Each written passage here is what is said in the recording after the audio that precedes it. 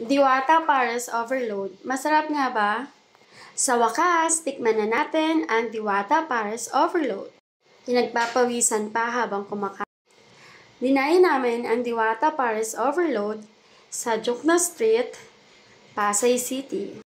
Ito ang overloaded pares na diwata na may chicharong bulaklak, lechon kawali sa halagang 100 pesos.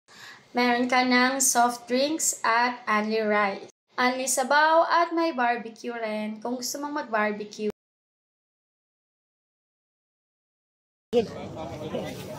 Sarap?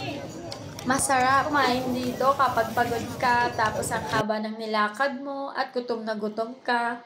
Talagang sulit na sulit dito yung 100 pesos mo. Namang marami yung kumakain dito sa paresan ni Diwata. Ayan yung mga tao na nasa likod namin.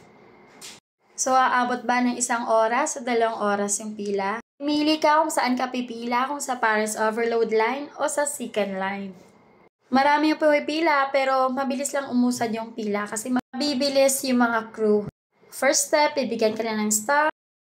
Tapos, kukuha ka na ng lechon kawali, chicharong bulaklak. Tapos niyan, papalagyan mo yan ng sabaw. Kung gusto mo naman ng walang sabaw, okay lang.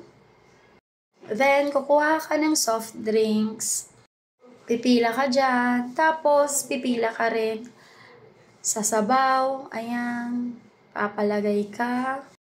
Kung gusto mong walang sabaw, okay lang naman. At next na yung kanin. Ayan. Only rice po yan.